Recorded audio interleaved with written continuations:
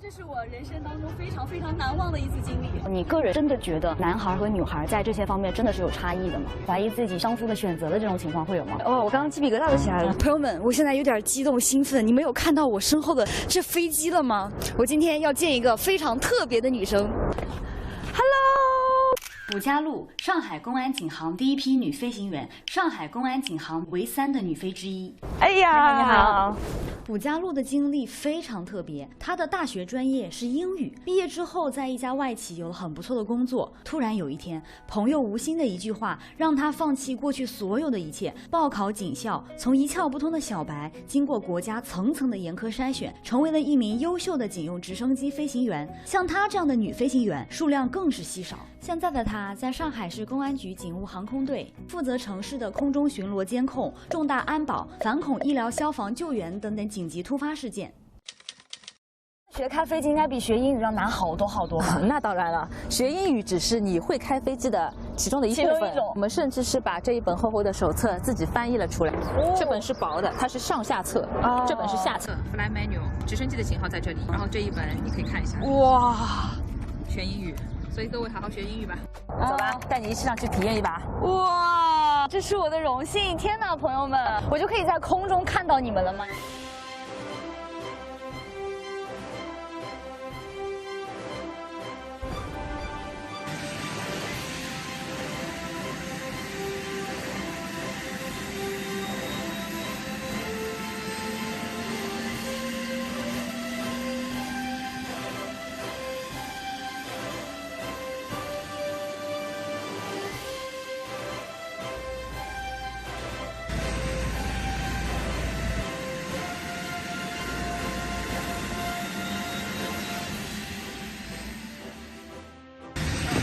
真的好爽啊！感觉，我觉得这是我人生当中非常非常难忘的一次经历。大力才能出奇迹。我真上了，我怕给它弄坏了。手可以上，这个多少钱？手也可以付，5000万，来吧。这么多按键，看到这么密密麻麻的仪表盘，我更好奇了。一个人生目标是当写字楼白领，从没有接触过飞行的女生是怎么做到从头再来，辞职考警校，学飞警用直升机，经历层层严苛筛选，成为如今警务航空界的铿锵玫瑰的？我叫卜家路，来自上海市公安局警务航空队，飞了已经有11年了。我就感觉你的性格是那种特别的外向、特别洒脱，而且特别爽朗的那种性格。这种性格是天生是这样的，还是说经过后天的一些经历啊培养成这样子的？我其实小时候是一个偏内向，然后话也不多的一个人。但是大学4年里面，我就是看到那些侃侃而谈的人，然后又很有自己的实力，他们就在我眼前就是闪闪发光的。所以我也想成为那样的人。所以说可能对自己也会有一些下意识的改造。像我大学4年所有的寒暑假，我都不会让自己空下来。我要不就是给自己报一个班去充电，要不就是找一个地方去打工、去实习。我有在马戏团里卖过热狗、卖过爆米花，也有在国际的这种500强大企业里面做过实习生。所以说，我觉得这些经历都是非常珍贵的。我也经常收到各种私信，有很多内向的朋友，他们可能第一是有点害怕迈出那第一步，然后第二可能是在迈出去的过程当中遇到了一点问题，就会受挫。受挫之后就会觉得算了，那我还是又退回来了。那对于这种情况，你当时有没有什么心态可以分享？我觉得这些问题我都碰到过，这些心态我也都曾经有过，但只是都是在一开始的时候。我觉得你想好了一个方向，你坚持下去，可能第1次、第2次、第3次都是这样的感受，很挫败。但是到第4次、第5次、第6次的时候，你会发现进入到一个新的阶段，那就又不一样了，可能就已经突破自己了。你在大学的时候学的是英语专业，毕业之后的规划和你后来来警队的这个规划是完全不一样的。那个时候是为什么做出这样的决定呢？当时其实也是回想起来有点小冒险的，因为当时毕业找的第1份工作，其实还是比较令人满意的，有一个自己的很好的办公环境，不错的薪水。工作了1年之后，因为我这个人个性可能不太说自己说一定要得到什么，但是我想我能够明确的知道自己不想要的是什么，所以当时就觉得这个环境我还是想再改变一下，也有过考研的打算。就是后来正好碰到一个朋友吧，跟我说他是录取了警校，然后可以有为期1年半的一个课程的学习，然后里面游泳啊、射击啊、擒拿格斗，我觉得好有意思哦，然后就想去试一试。当时之前都没有了解解过之前不了解考些什么？对，所以准备的也很仓促。第一关我记得是文化考试嘛，我基本上就是没怎么复习，就裸考就去了。但很幸运，因为我自己是学英语专业的嘛，考试里面会有一门英语，靠这个拉了很多分。然后后面的体能考试啊，因为自己本来运动都还比较喜欢，也没有太大压力的就通过了。听到这儿，我其实还特别挺感触的，因为我经常收到各种私信嘛，我感觉很多年轻人就是我们的思路被限制住了。我之前做这个决定考这个专业，那我将来就得从事这个专业相关的工作，就完全没有想到我在学这个专业的过程当中，也没想到这个能力有一天居然能用在别的地方。路途其实是更广阔的，只不过是可能我们被我们的见识和想法限制住了。对对对，不要给自己设限，我觉得还是趁着年轻可以多试一试。去警校之后，然后又去美国进修的那段时间，学习飞行的技术和理论，那是相当于第一次接触之前完全没有任何基础的这种学习。对，而且一上来就要考试，考试不行的话就要淘汰。想起来应该是非常压力大的一个经历。当时怎么会报考这个飞行员的？当时警校读了3个月，然后就看到一个招生告示贴在那里，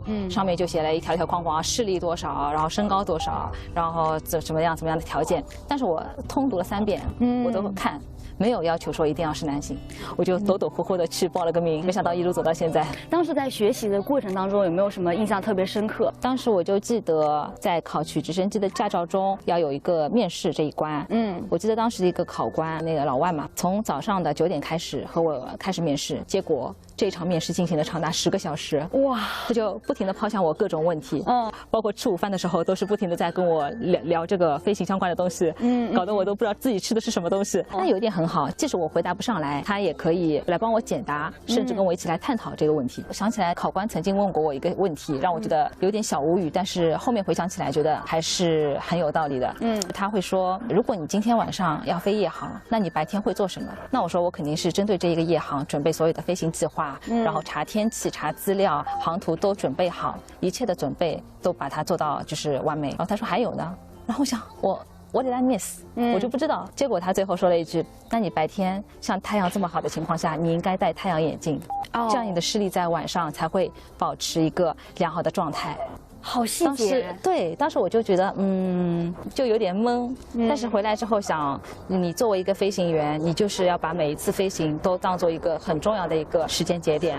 那你肯定是要方方面面都考虑到，确实是要做得细。所以我觉得那天在10个小时里面，虽然耗时很长，然后也很辛苦，但是这一天下来我收获非常的大。那个时候会紧张吗？10几个小时，一开始是很紧张的，但时间长了之后就有点麻木了。有没有过那种崩溃的时刻？在美国学飞花了1年时间嘛，其实这1年里面跌宕起伏。我们当时有一个女孩子，因为考了3次没有通过，然后就送回国了嘛。当时对我们的打击也是非常大的，也是跟她一起生活了好几个月，很不舍。但是也是那句话，熬过来就完了。我们每个经历过来的人说熬过来就行了，但其实大家会很好奇，那是怎么熬过来的呢？其实还是一开始，就设定了这个目标，中间虽然会有动摇，只要我觉得这个目标是正确的，然后我就会去坚持它。有过目标失败的时候吗？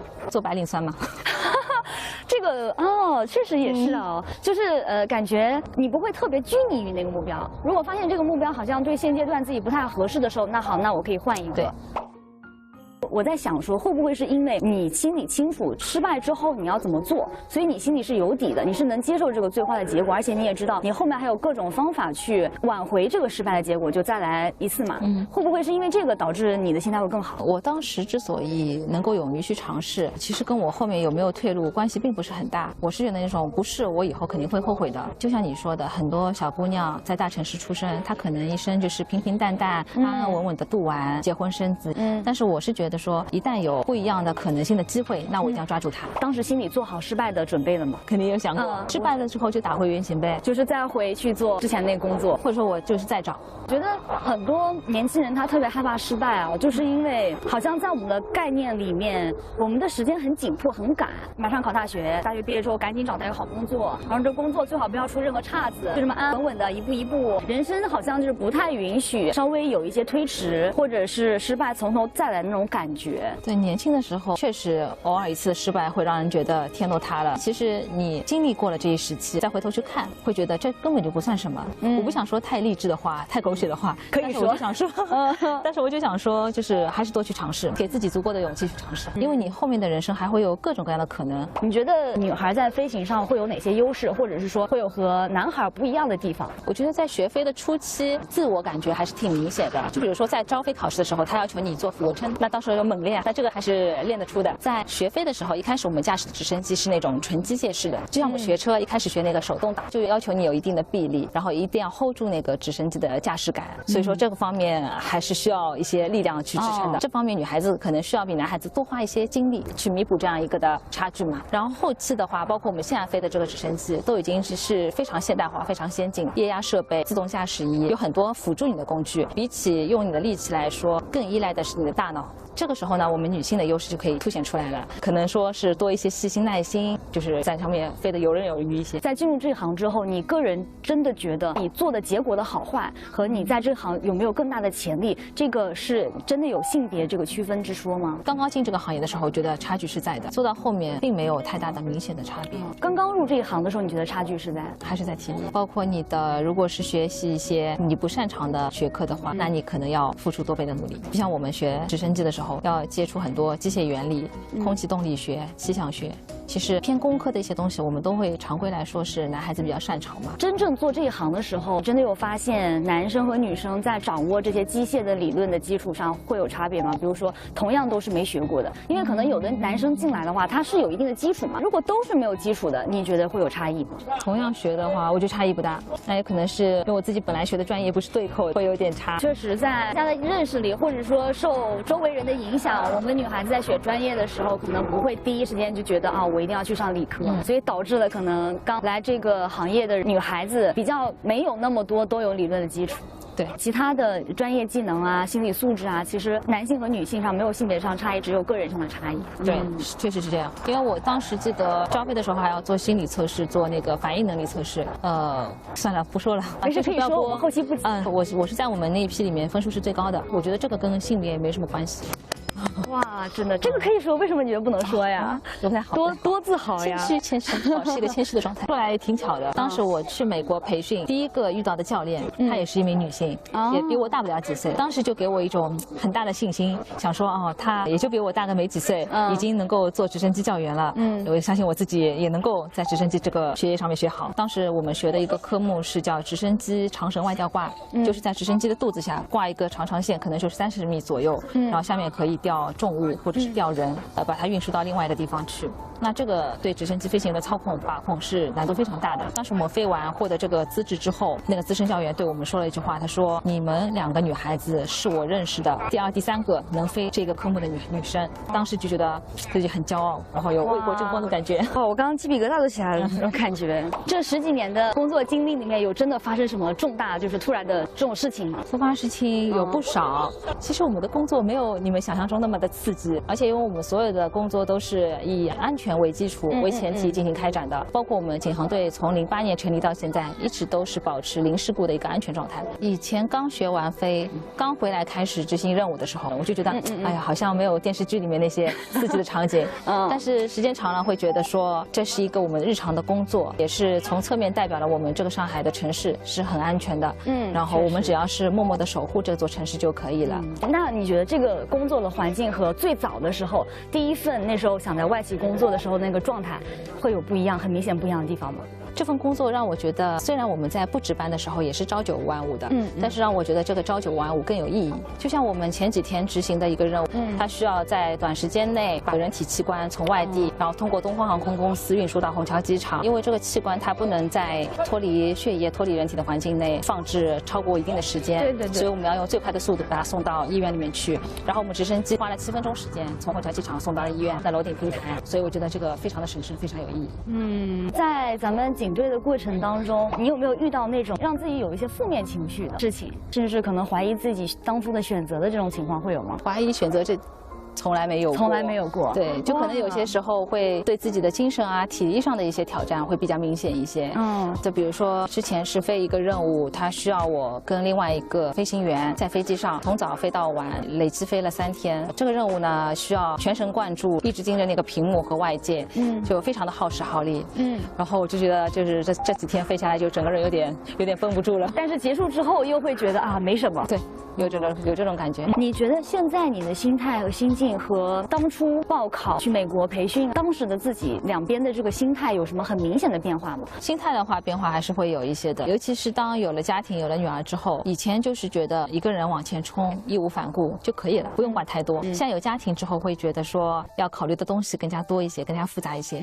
就拿具体的说，在飞行上面，我肯定会比以前花更多的精力去准备，或者是把它做到更加细致。我觉得我要保证一个飞行的绝对安全，这是对我自己负责，对我的队伍负责，对我的家庭负责。那很多人会说，工作和尤其是对于女孩来说，工作和家庭可能不是那种互相给予支持的状态。有的人可能会说，家庭啊，我又会担心这担心那，导致我没有办法把全身心投入在工作。但是现在我的感受好像就是家庭给予了你更大的责任感和这种决心吧，反而让自己能更好的进入到工作的状态，这是我理解的，对吗？可以这么说，但是我一直觉得说，家庭和工作你不能分开谈，它都是你生活中的一部分，都是支持你或者说是造就你的组成的部分，它们应该是融合在一起的，密不可分的。那像我家庭是完全支持我这份工作的，那我也有义务，也有这个责任，用我的工作去保证我的家庭，保证他有一个安稳的状态，然后他是安全的。听说您爱人也是警队的啊？对，两个人会比较互相支持，对，更加能够理解对方。对，这个确实还是挺令人羡慕的。从事我们这一份行业，就不单单说是飞行员啊，就是公安民警这一份行业，肯定是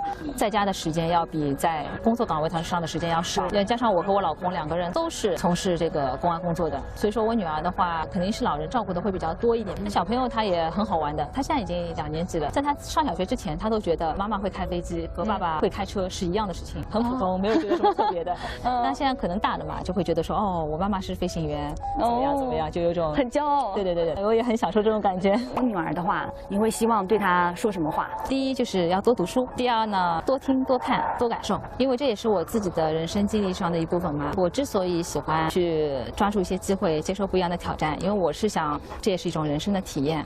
我很在意体验感这个事情，所以说我也会希望我的女儿多去体验不一样的可能性。看完这个视频，我不知道大家是什么感受啊？我特别想分享我作为当事人的感受。和卜老师的接触，说实话，完全颠覆了我一直以来的一个认知。我在采访他的时候，我一直在想一个问题：如果我是他的话，我会像他一样放弃之前所有的一切，选择报考警校吗？大家可以说你们的答案啊。我觉得我的答案应该是不会，因为我一直以为做一个选择之前，一定要仔细的去分析它的结果，考虑它的利弊，算一算成功率、可行性。因为周围的环境告诉我，这样才叫理性，叫谨慎，叫对自己的人生负责。如果这么一算的话，很显然辞职考警校不是一个什么靠谱的决定。但是当我见到如今的卜老师，我突然发现，如果我们不去尝试，其实我们永远没有办法分析出一个选择真正会带来的结果。我记得卜老师跟我说，当初他去外企工作和后来他来警队工作，他都觉得哦，原来这些工作实际上和他当初想象的完全不一样。我就问他，那是因为什么不一样导致他放弃之前在外企的工作呢？他说他觉得外企的工作总是在日复一日的重复相同的内容，所以很枯燥很无聊。但其实我看到的，包括他自己描述的，他现在的工作其实也是在日复一日的重复相同类似的内容，甚至更加的没有变化，更加的枯燥。飞行前仔细检查飞机，根据流程操纵飞机，这样的工作他重复了11年。但他居然不觉得这是枯燥的，是无聊的。我亲眼看到他在检查飞机的时候，哇，他整个人就像换了一个人一样，整个人非常的投入，甚至完全察觉不到我在拍他。和他相处，我总能从他平静谦和的处事态度里面感受到他身上那种磅礴旺盛的生命力。我还记得卜老师跟我说了他小师妹的故事。就我们有一个小师妹，她是90年的，非常有意思。她对飞行呢是有一种热爱在里面。本来是一个青浦分局的一个民警，后来她通过自学自费去学了这个直升机驾照，但是专业对口，后来报考了这里的飞行员。所以其实她在学这个东西之前，她是并不确定自己能够来到这个飞行队的。对。他纯粹就是因为热爱、兴趣爱好，结果突然发现，哎，我考上了，好像这有个专业对口的，可以过来试一试。所以其实人生真的会有很多意外。如果我们心中真的有很想要去做的事情，也许真的不需要权衡那么多利弊得失，去做吧。我们的热情，我们的价值感，最终会把我们引向我们该去的地方。我叫王艳平，是警务航空队机务大队的一名机务人员。我现在主要负责EC155机型的机务维护和质量控制工作。这架是我们体积最大的，也是吨位最重的一架大型直升机。好，这个机型你们也要会掌握啊？这个我还不会，是可能将来会攻克的一个机型吧。哇，期待你到时候可以驾驶这辆飞机。好的。